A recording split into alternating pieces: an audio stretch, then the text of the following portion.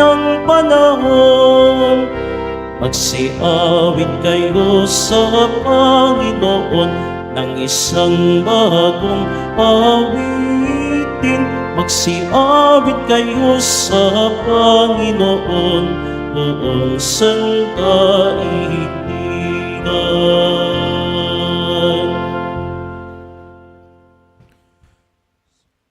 Sa ngalan ng Ama at ng Anak at ng Espiritu Santo, Amen. sumainyo ang Panginoon. At sumairing. Mga kapatid, aminin po natin ang ating mga kasalanan upang marapat tayong gumanap sa banal na pagdiriwang.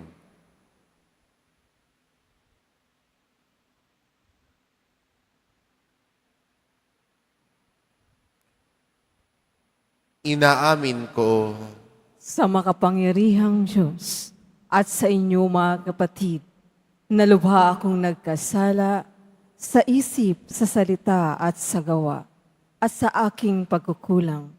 Kaya isinasamo ko sa mahal na Birheng Maria, sa lahat ng mga anghel at mga banal, at sa inyo mga kapatid, na ako ipanalangin sa Panginoong ating Diyos. kaawaan tayo ng makapangyarihang Diyos, patawarin tayo sa ating mga kasalanan, at patnubayan tayo sa buhay na walang hanggan. Amen. Panginoon, kaawaan mo kami. Panginoon, kaawaan mo kami. Kristo, kaawaan mo kami. Kristo, kaawaan mo kami. Panginoon, kaawaan mo kami. Panginoon, kaawaan mo kami.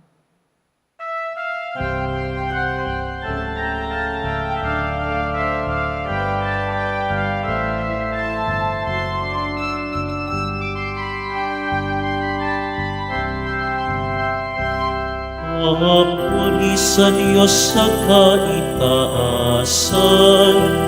at sa lupa'y kapayapaan sa mga taong kinalulughan niya.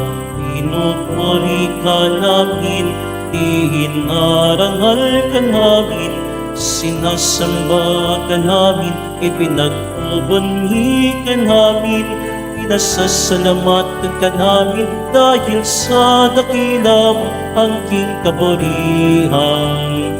Panginoong Diyos, Hari ng langit, Diyos amang makapangyarihan sa lahat, Panginoong Jesucristo, Putong anak, Panginoong Diyos, Kordero ng Diyos, Anak ng Ama. Ikaw na nag-aalis ng mga kasalanan ng sanlibutan, maawa ka sa amin. Ikaw na nag-aalis ng mga kasalanan ng sanlibutan, tanggapin mo ang aming kahilingan. Ikaw na naluluklok sa kanan ng Ama, maawa ka sa amin, sapagkat ikaw lamang ang banal, ikaw lamang ang Panginoon. Ikaw lamang, O Jesucristo, ang kataas-taasan, kasama ng Espiritu Santo, sa kadakilaan ng Diyos Ama.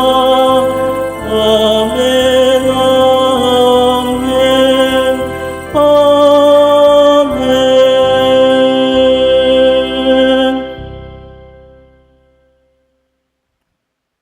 Manalangin tayo.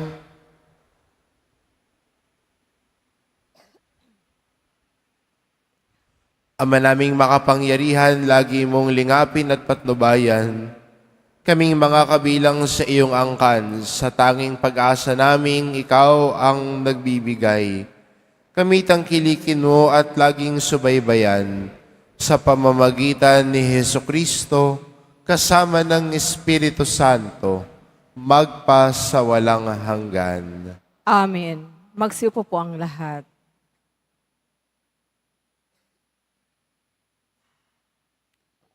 Pagbasa mula sa aklat ni Propeta Isaías. Nang taong mamatay si Haring Uzzias, nakita ko ang Panginoon. Nakaupo siya sa isang napakataas na luklukan. Ang laylayan ng kanyang damit ay nakalatag sa buong templo. May mga serapin sa kanyang ulunan at bawat isa'y may 6 na pakpak. Wala silang tigil ng kasasabi sa isa't isa ng ganito: Banal, banal, banal ang Panginoong Diyos ng mga hukbo. Ang kanyang kaningningay laganap sa sanlibutan. Sa lakas ng kanilang tinig ay nayanig ang pundasyon ng templo at ang loob nito'y napuno ng usok. Sinabi ko, kawawa ako, marumi ang aking labi at naninirahan sa piling ng mga taong marurumi rin ang labi. Mapapahamak ako pagkat ako'y isang makasalanang nakakita sa Panginoon, ang makapangyarihang hari. Pagkatapos, may isang seraping sumipit ng baga sa dambana at lumipad na patungo sa akin. Ang baga ay idiniit sa aking mga labi at sinabi, wala ka ng sala, napawi na ang mga kasalanan mo. Narinig ko ang tinig ng Panginoon. Sino ang aking ipadadala? Sino ang aming susuguin?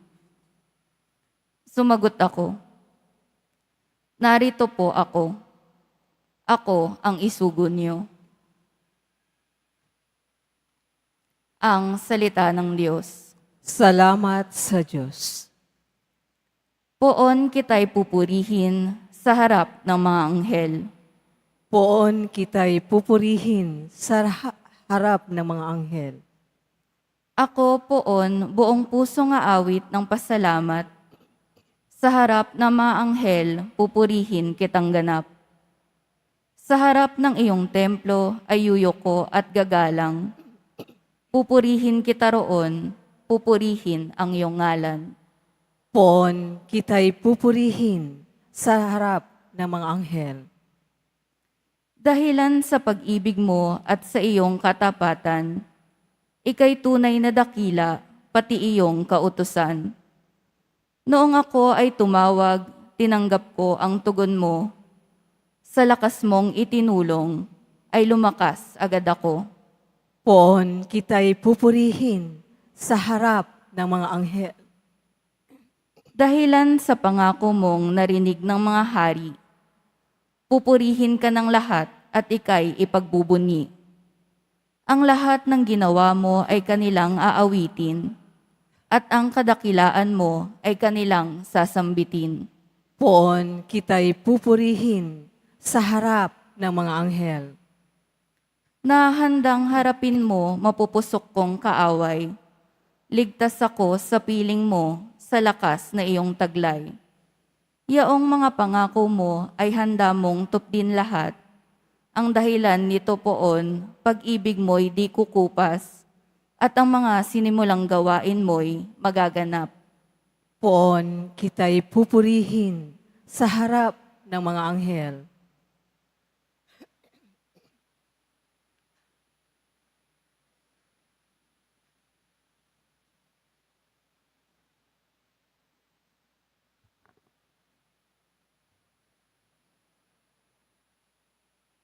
Pagbasa mula sa unang sulat ni Apostol San Pablo sa mga taga-Korinto. At ngayoy ipinaalala ko sa inyo, mga kapatid, ang mabuting balita na ipinangaral ko sa inyo. Iyan ang pahayag na inyong tinanggap at naging saligan ng inyong pananampalataya. Sa pamamagitan nito'y naliligtas kayo kung matatag kayong nananangan sa salitang ipinangaral ko sa inyo. Liban na nga lamang kung kayo'y sumasampalataya na di iniisip ang inyong sinampalatayanan. Sapagkat ibinigay ko sa inyo itong pinakamahalagang aral na tinanggap ko rin. Si Kristo'y namatay dahil sa ating mga kasalanan bilang katuparan sa nasasaad sa kasulatan. Inilibing siya at muling nabuhay sa ikatlong araw ayon din sa kasulatan. At siya'y napakita kay Pedro saka sa 12. Pagkatapos, napakita siya sa mahigit na 500 kapatid na nagkakatipon. Marami sa kanila ay buhay pa hanggang ngayon, bagamat patay na ang ilan. At napakita rin siya kay Santiago, saka sa mga apostol na sama-sama noon. Sa kahuli-hulihay, nagpakita rin siya sa akin. Bagamat ako'y tulad ng batang ipinanganak ng di kapanahunan. Sapagkat ako ang ipinakamahamak sa mga apostol, ako'y di karapat-dapat tawaging apostol, sapagkat inusig ko ang simbahan ng Diyos. Ngunit dahil sa kagandahang loob niya, ako'y naging apostol, at hindi naman nawala ng kabuluhan ang kaloob niyang ito sa akin. Nagpagal ako ng higit kaysa kanino man sa kanila. Bagamat hindi ito sa sarili kong kakayanan, kundi sa tulong ng Diyos sa akin. Kaya't maging ako o sila, ito ang ipinangangaral namin. At ito ang pinananaligan ninyo. Ang salita ng Diyos. Salamat sa Diyos. Magsitayo na po ang lahat.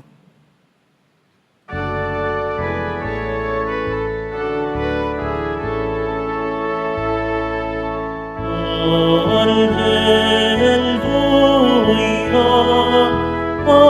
Alleluia, Alleluia, Alleluia.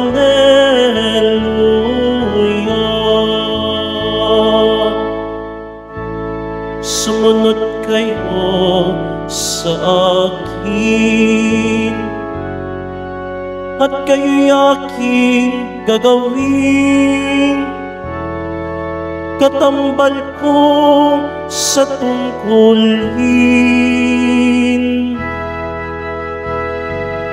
Alleluia, Alleluia, Alleluia,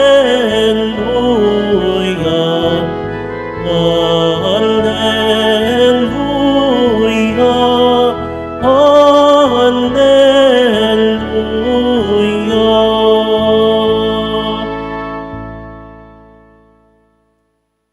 Sumainyo ang Panginoon, At sumairin, ang mabuting balita ng Panginoon ayon kay San Lucas. papuri sa iyo, Panginoon. Noong panahong iyon, nakatayo si Jesus sa baybayin ng lawa ng Genesaret. Pinakalimpunpunan siya na napakaraming tao na ibig makinig ng salita ng Diyos. May nakita siyang 2 bangka sa baybayin. Nakalunsad na ang mga mangingisda at naguhugas ng kanilang mga lambat. Lumulan siya sa isa sa mga bangka at hiniling kay Simong may-ari nito na ilayo ng kaunti sa tabi. Naupo siya sa bangka at nangaral sa mga tao. Pagkatapos siya magsalita ay sinabi kay Simon, "Pumulaot kayo at ihulog ang mga lambat upang manghuli." Sumagot si Simon, "Guro, magdamag po kaming nagpagod at walang kaming mahuli. Ngunit dahil sa sinabi ninyo, iuhulog ko ang mga lambat." Gayun nga ang ginawa nila at sa dami ng kanilang huli ay halos magkasisira ang kanilang mga lambat. Kaya't kinawayan nila ang kanilang mga kasamang nasa ibang bangka upang patulong at lumapit naman ang mga ito. Napuno ang dalawang bangka na halos lumubog. Nang makita ayon ni Simon Pedro, siya'y nagpatira pa sa paanan ni Jesus at nagsabi, "Lumayo po kayo sa akin, Panginoon, sapagkat ako'y makasalanan."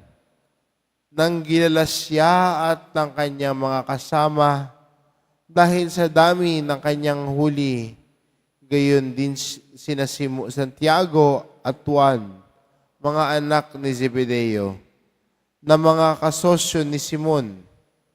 At sinabi ni Jesus kay Simon, "Huwag kang matakot, mula ngayon, mamalakaya ka ng mga tao." Nang maitabi na nila ang kanilang mga bangka, iniwan nila ang lahat at sumunod kay Jesus. Ang mabuting balita ng Panginoon. Pinupuri ka namin, Panginoong Hesukristo. Magsiupo po ang lahat.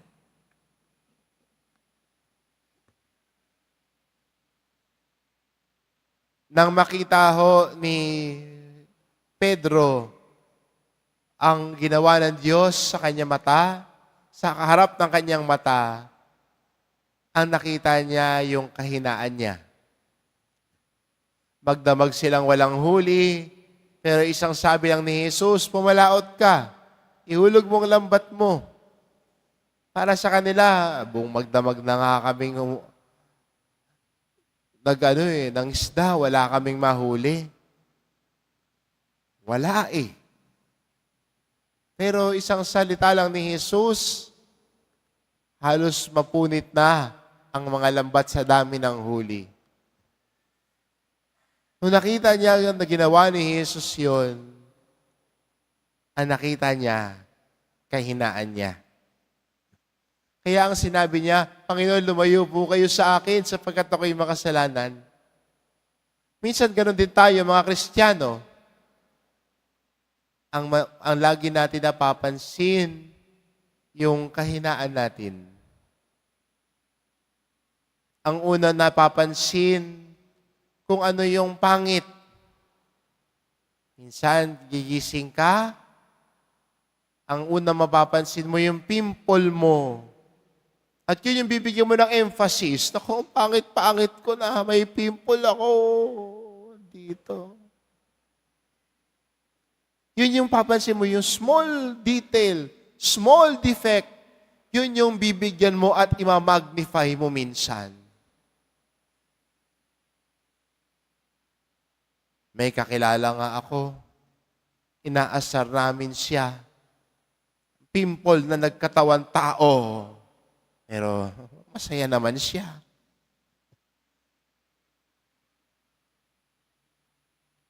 Minsan, ang tinitignan natin yung kahinaan. Hindi naman masamang tignan ng kahinaan para alam natin kung ano yung dapat baguhin. Pangit din naman kung hindi na natin nakikita yung kahinaan natin. Pag mayroon tayong pagkukulang, tinuturo natin sa iba. Sinisisi natin yung iba. Pangit naman yun. Nung nakita ni Pedro ang kabutihan ng Diyos, nakita niya yung kahinaan niya so that he knows and he would know that he is unworthy. He knows that in himself that he is unworthy. At minsan, maganda rin paalala sa atin na tayo mga Kristiyano, dahil tayo may kanya-kanyang pagkukulang, makakatulong din sa paglago natin, sa pagpapakumbaba, na makita rin, yes, I am unworthy. I have my weaknesses, I have my sins. But still, the Lord showed His goodness to me. I am weak, I am sinful, but still the Lord guided me. Kaya doon natin nakikita ang tindi ng kabutihan at pagmamahal ng Diyos. Oo, bagamat hindi tayo karapat-dapat, ngunit ang Diyos ang nagbigay. Kaya nga, regalo eh. Kaya nga, biyaya eh. Kaya nga, grasya. Dahil hindi man tayo karapat-dapat, ngunit kabutihan at kaloob ng Diyos sa atin. Ngayon, magandang paanyaya sa atin, paano tayo tumutugon sa kabutihan ng Diyos sa buhay natin?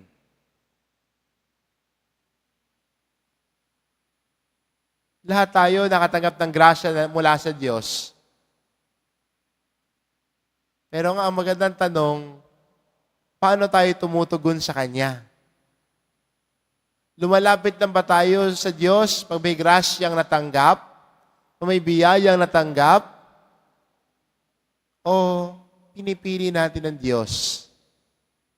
Dahil may natanggap sa Diyos, natanggap ang kabutihan ng Diyos, sana nagdudulot ito sa atin ng pagsunod sa Kanya. Kaya si Jesus sa ating ebanghelyo, tinawag si Pedro. At sinabi niya, mula ngayon magiging mamalakaya ka na ng mga tao. At ang tugon niya, tugon ni Pedro, iniwan niya ang lahat at sumunod kay Jesus. Pag sumunod tayo kay Jesus, may kailangan tayong bitawan. Pag sumunod tayo kay Jesus, kailangan natin bitawan yung mga kasalanan na gustong-gusto mo. Pag sumunod tayo kay Jesus, kailangan natin bitawan ang katigasan ng ulo natin.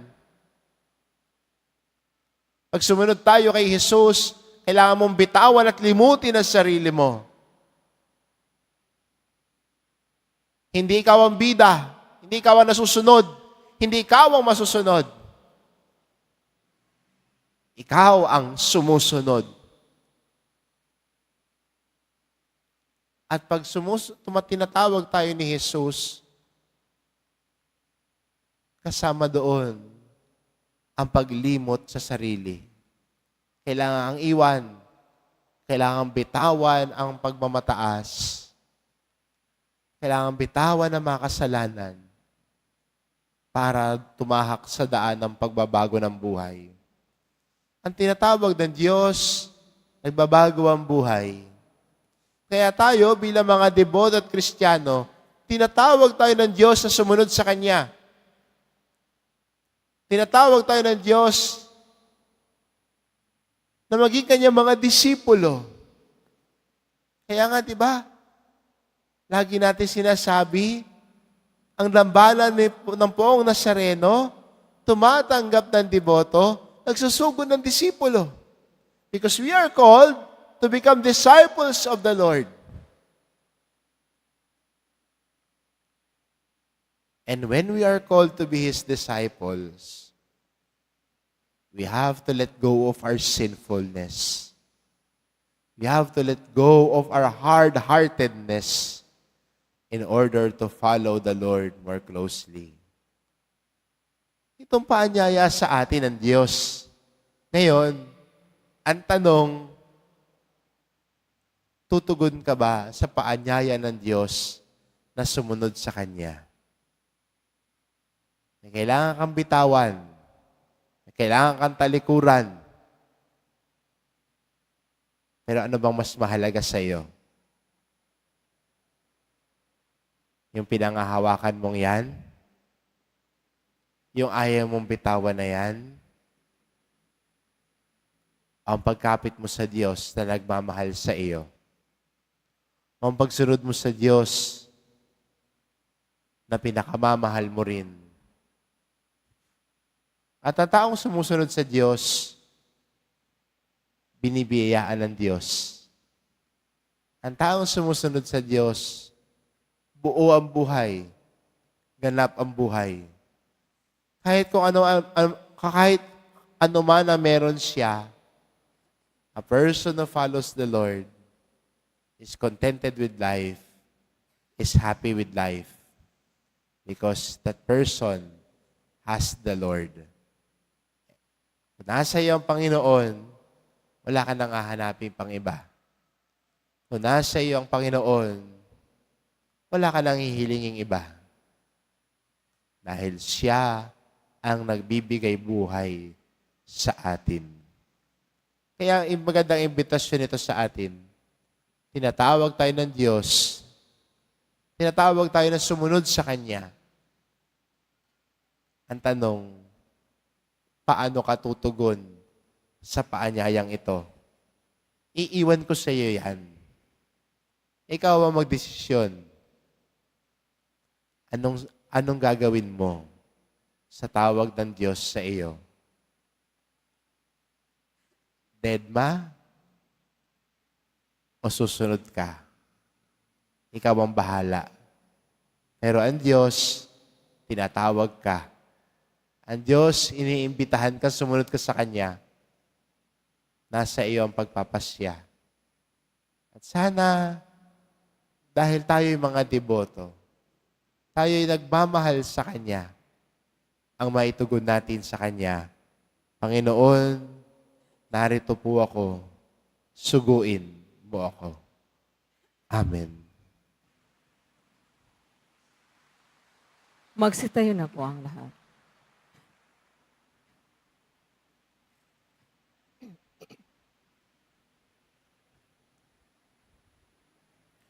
Sumasampalataya ako Sa Diyos amang makapangyarihan sa lahat, na may gawa ng langit at lupa, sumasampalataya ko kay Kristo, iisang anak ng Diyos, Panginoon nating lahat.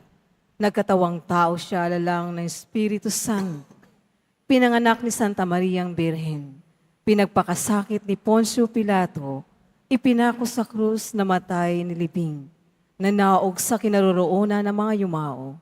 Nang may ikatlong araw na buhay namang muli, umakyat sa langit, naluluklok sa kanan ng Diyos amang makapangyarihan sa lahat. Doon magmumulang paririto at hukom sa nangabubuhay at nangamatay na tao. Sumasampalataya naman ako sa Diyos Espiritu Santo, sa banal na simbahang katolika, sa kasamahan ng mga banal, sa kapatawaran ng mga kasalanan, sa pagkabuhay na muli ng amatay na tao, at sa buhay na walang hanggan. Amen.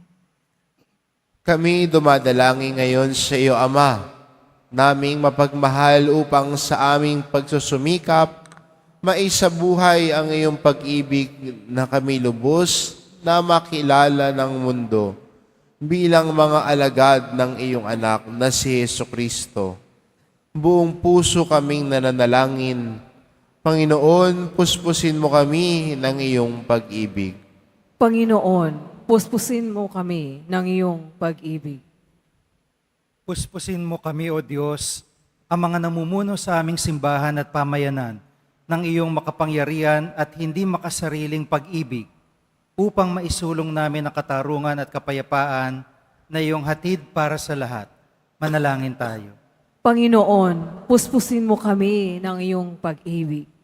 Hilumin mo, O Diyos, ang aming mga pusong nasugatan ng masamang nakaraan upang matamo namin ang tunay na pag-ibig na itinuro sa amin ng iyong anak na si Jesus. Manalangin tayo. Panginoon, puspusin mo kami ng iyong pag-ibig. Pukawin mo, O Diyos, ang puso ng mga kabataang nagnanais maging pari o madre upang makatugon sila sa iyong tawag ng buong puso at may pag-aalay ng sarili. Manalangin tayo. Panginoon, puspusin mo kami ng iyong pag-ibig. Panumbalikin mo, O Diyos, ang sigla ng mga taong naapektuhan ng anumang malubhang karamdaman, ng buong galak at pasasalamat silang magpuri sa iyo, magpasawalang hanggan. Manalangin tayo. Panginoon, puspusin mo kami ng iyong pag-ibig. Ipadama mo, O Diyos, ang iyong awat dakilang pag-ibig sa mga kapatid naming pumanaw na na umaasa sa iyong biyaya ng buhay na walang hanggan. Manalangin tayo. Panginoon, puspusin mo kami ng iyong pag-ibig. Sa ilang sandali ng katahimikan, ating ipanalangin ang iba pang mga pangangailangan ng ating pamayanan, gayon din ang mga intensyon na inialay sa ating misa sa araw na ito, at isama rin natin ang ating mga pansariling kahilingan.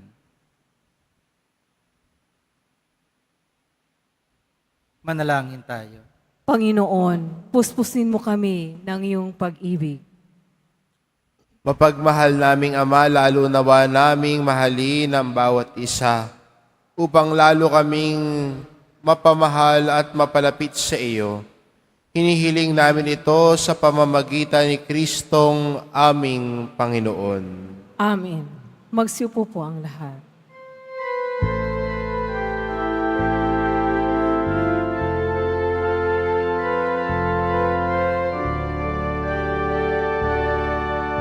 Ang maihan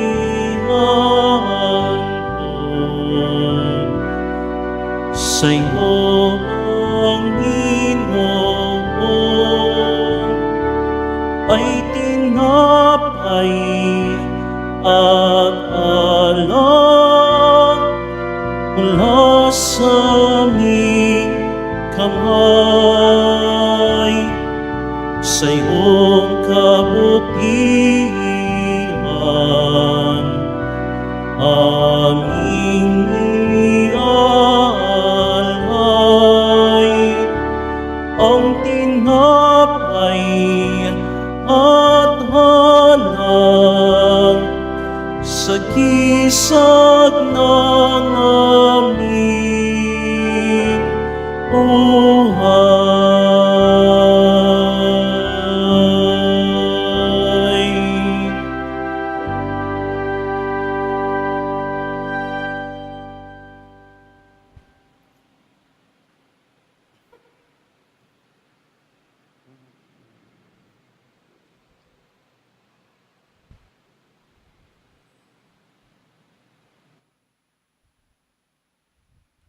Magsitayo na po ang lahat.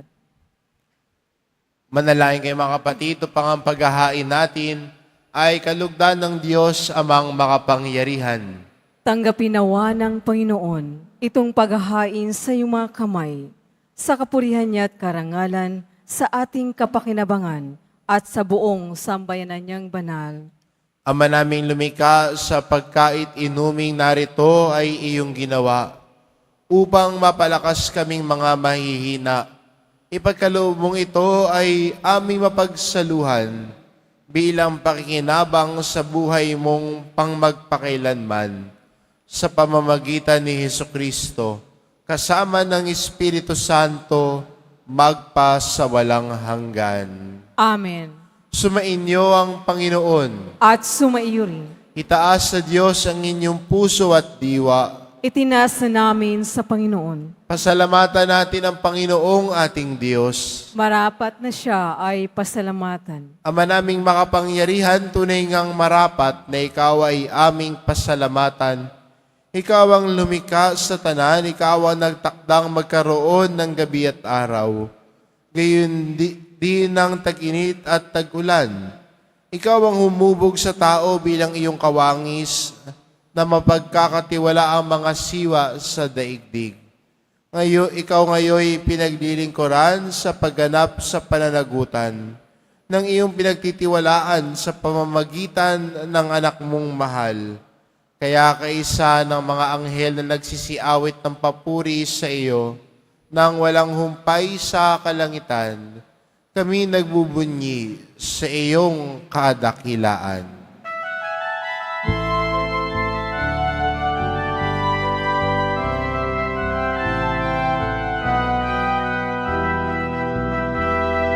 Santo, Santo, Santo, Panginoong Diyos ng mga hukbo, napupuno ang langit at lupa ng kadakilaan mo. Hosanna, Hosanna, sana sa kaitaasan. Hosana, Hosana, Hosana sa kaitaasan. Pinagpala ang naparirito sa ngalan ng Panginoon. Hosana, Hosana, Hosana sa kaitaasan. Hosana, Hosana, Hosana sa kaitaasan. Magsilod po ang lahat. Ama naming banal, ikaw ang bukal ng tanang kabanalan. Kaya't sa pamamagitan ng iyong Espiritu, gawin mong banal ang kaloob na ito, upang para sa amin maging katawan at dugo ng aming Panginoong Hesukristo. Bago niya pinagtiisang kusang loob na maging handog, hinawakan niya ang tinapay, pinasalamatan kanya. Pinagati-hati niya iyon, iniabot sa kanyang mga alagad at sinabi, "Tanggapin ninyong lahat ito at kanin, ito ang aking katawan na iahandog para sa inyo."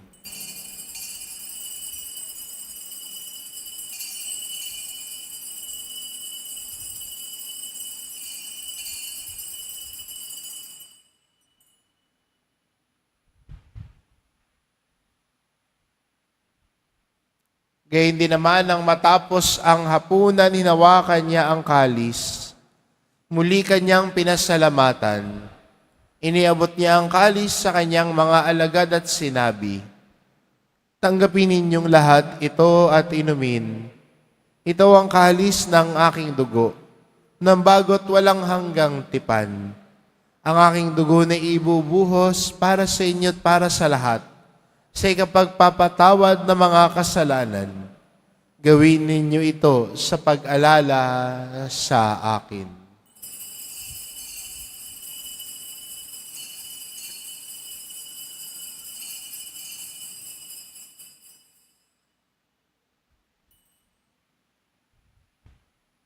Magsitayo po ang lahat. Ipagbunyi natin ang misteryo ng pananampalataya.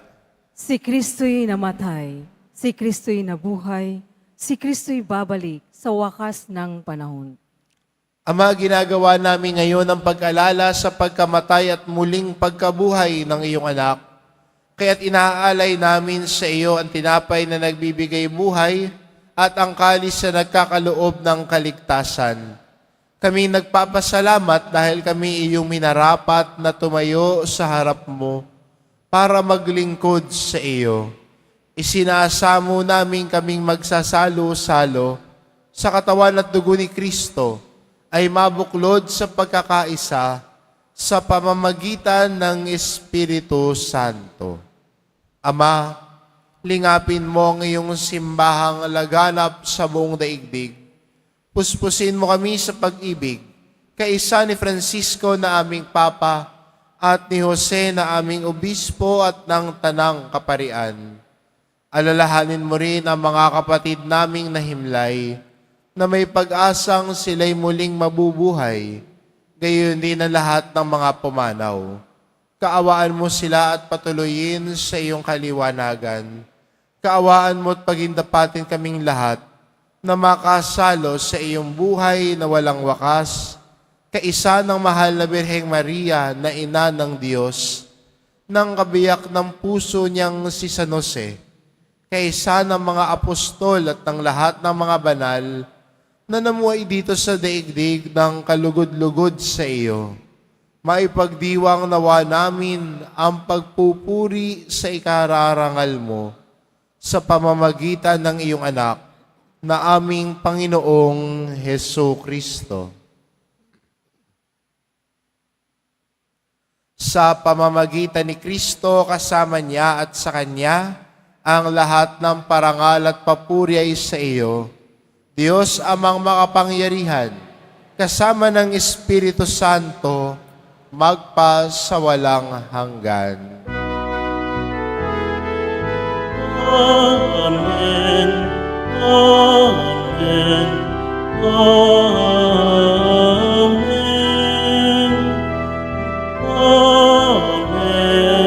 Amen. Amen.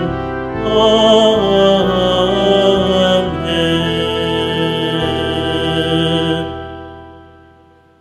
Sa tagubili ng mga nakagagaling na utos at turo ni Jesus na Panginoon natin at Diyos, ipahayag po natin ng lakas loob.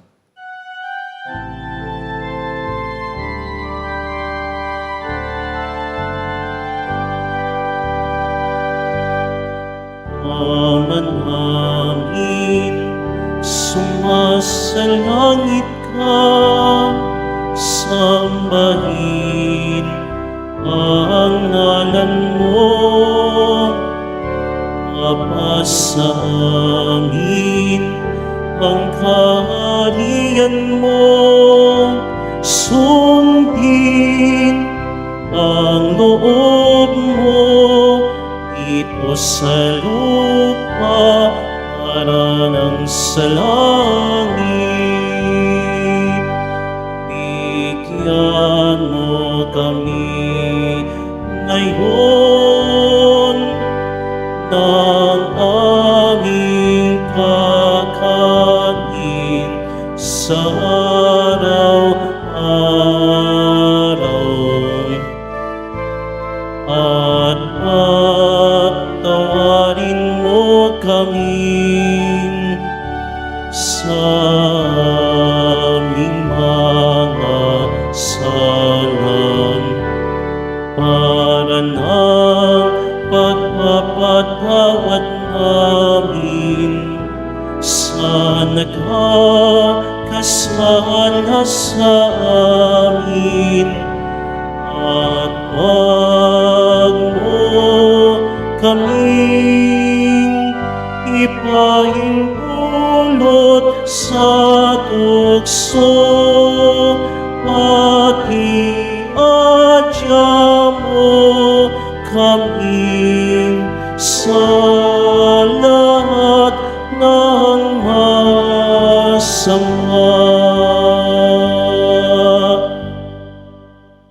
Hinihiling namin kami adya sa lahat ng masama.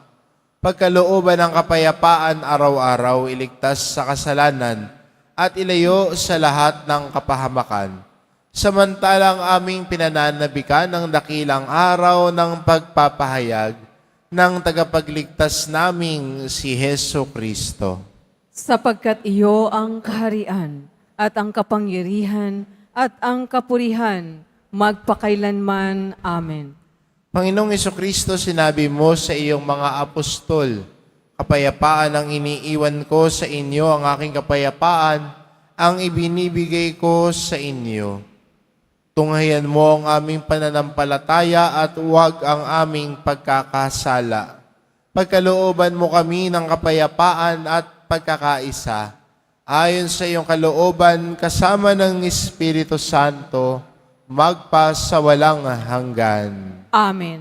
Ang kapayapaan ng Panginoon ay laging sumainyo. At sumairin. Magbigayan kayo ng kapayapaan sa isa't isa.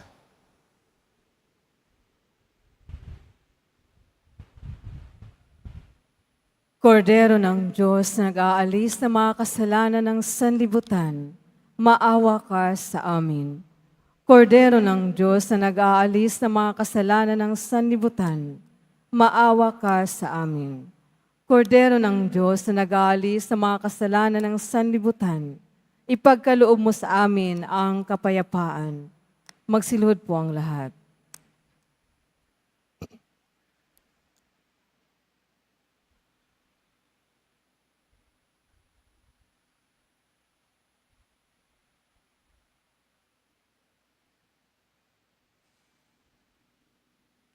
Itong kordero ng Diyos, ito nag-aalis ng kasalanan ng sanlibutan, mapalad ang mga inaanyayahan sa kanyang piging. Panginoon, hindi ako karapat-dapat na magpatuloy sa iyo, ngunit sa isang salita mo lamang ay gagaling na ako.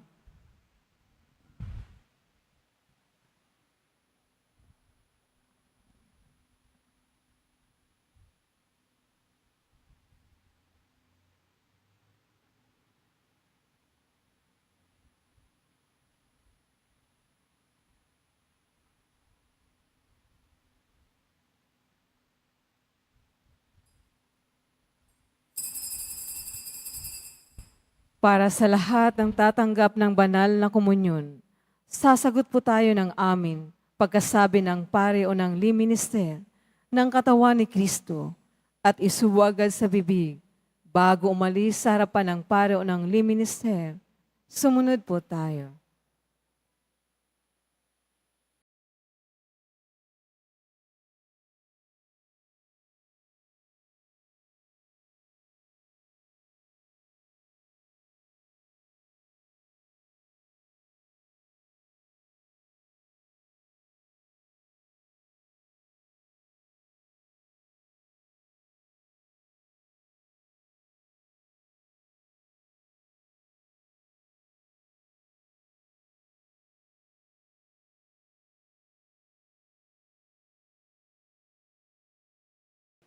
Manalangin tayo. Ama naming mapagmahal, sa pagkait inuming pagkakaisa ang ibinigay, kami niloob mong makapakinabang kaisa ni Kristo. Kami naway makapamuhay upang makapamunga ng may kagalakan para sa kapakanan ng aming kapwa-tao sa sanlibutan. Sa pamamagitan niya, kasama ng Espiritu Santo, magpa sa walang hanggan. Amen. Sumainyo ang Panginoon. At sumairin. Mahal na pong Jesus Nazareno, inihayag mo sa pamamagitan ng krus ang walang maliw na pag-ibig ng Diyos sa sangkatauhan. Pakinggan mo ang kahilingan lalo na para sa mga nangangailangan ng iyong tulong at awa. Makamtanawa namin ang iyong kasagutan na may utang na loob na tinatanaw. Basbasan din po ninyo itong mga imahen at dasalan upang lalo kaming manalangin at magtiwala sa pamamagitan ng bendisyon na ito, naway lalo kaming maging mapaglingkod, masunurin at tapat sa iyo na aming malwalhating Panginoon, magpa sa walang hanggan. Amen. At pagpalain kayo ng ating mapagmahal na Diyos, ang Ama at ang Anak at ng Espiritu Santo.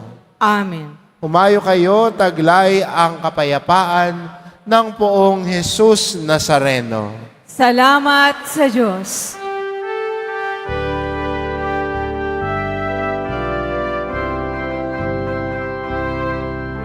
Nuestro Padre Jesus Nazareno, sinasamba ka namin. Pinipintuho ka namin, aral mo ang aming buhay at kaligtasan. Nuestro Padre Jesus Nazareno, iligtas mo kami sa kasalanan. Ang krus mong kinamatayan ay sagisag ng aming kaligtasan. Nuestro Padre Jesus Nazareno, dinarangan ka namin. Nuestro Padre Jesus Nazareno, nilwalhati ka namin. Nuestro Padre Jesus Nazareno, dinarangan ka namin. Nuestro Padre Jesus Nazareno, ninulwalhati ka namin.